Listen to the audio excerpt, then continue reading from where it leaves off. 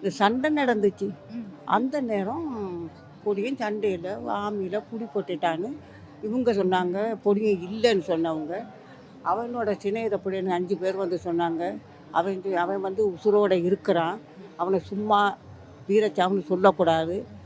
அவன் ஆமி கையில் அம்புட்டுட்டான் போல இருக்கு, காயப்பட்டு அப்படின்னு சொல்லி நானும் எல்லா இடக்கும் போய் தான் வரேன்.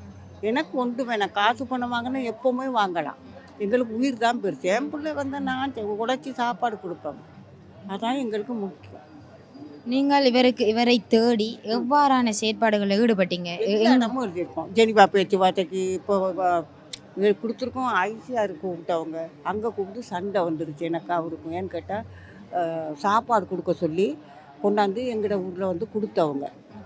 கொடுத்து கதையெல்லாம் சொல்லிக்கிட்டு இருந்து அப்புறம் கடைசியாக சொன்னவங்க என்னென்னா, நீங்கள் உங்களோட பிள்ளைய விரும்பின சாப்பாடை கொண்டாந்து நீங்கள் வைங்க, நாங்கள் போட்டா பிடிக்கிறேன். நாங்கள் அப்போ நான் சொன்னேன், அப்படி வைக்க இயலாது. என் பிள்ளை இருக்குன்னு இருக்கையில் எப்படி நான் செத்த பிள்ளைன்னு வைக்கிறது? ஏன் கோயிலுக்கு விளக்கு போட சொல்கிறீங்க? ஐசிஆரோட சண்டை பிடிச்சி என்னை வவுனியா வர சொல்லி, என்னம்மா நீங்கள் நாங்கள் குழப்பலை. சொன்னாங்க காணாத பிள்ளைன்னு பதிவு செஞ்சீங்க.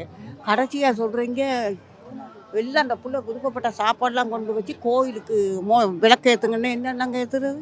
எங்களோட புள்ள தான் எங்களுக்கு தேவை. எங்களுக்கு காசு பணம் தேவையில்லை. இதுதான் எங்களுக்கு முடிவு.